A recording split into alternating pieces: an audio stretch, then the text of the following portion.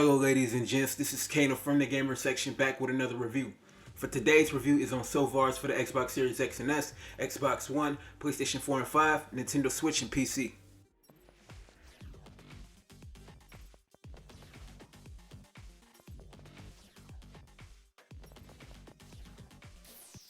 In Soulvars you play as Yakumo.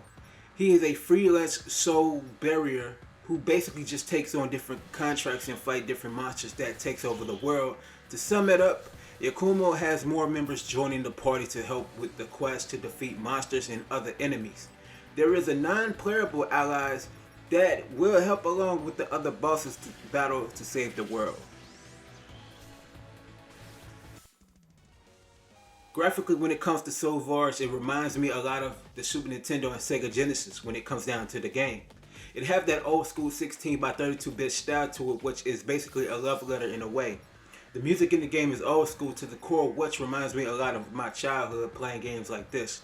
The dialogue in the game is basically close to being non-existent, whereas they only have the text dialogue and not too much of it having a voice dialogue in the game.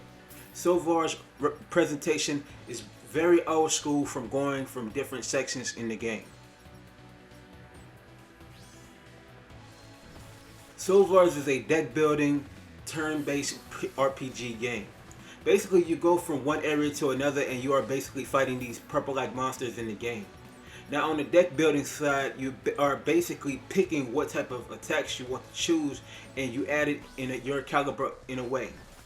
You start off solo, then later in the game you add allies to the party and you have a multitude of attacks to kill each enemy. This is a turn-based game, so you can't attack when you want. Now, you get to unlock more weapons in the game that are more powerful and can easily beat each enemy. Now the boss battles are easy, but you have to level up in the game or you will die pretty quickly. The biggest flaw in Soulvars is the lack of storytelling in the game. You really don't have nothing to go by when it comes to the actual storytelling, which is a drawback to me, to the point that it feels almost like you're just fighting with no direction on what happens or how did this person get here or how did this person become such and such. It was just no direction whatsoever in the aspects which it was a fail in a way. Another key factor on what is wrong with Soulvars is the repetitiveness of the gameplay is when you're fighting almost the same enemies and it feels like it doesn't have a sense of the grind to level up or find the right weapons in the long run. For that, I give Soulvars a 4 out of 5. Thank you for tuning into the best place for gaming, and that's the gamer section. Be sure to hit the subscribe button on the channel.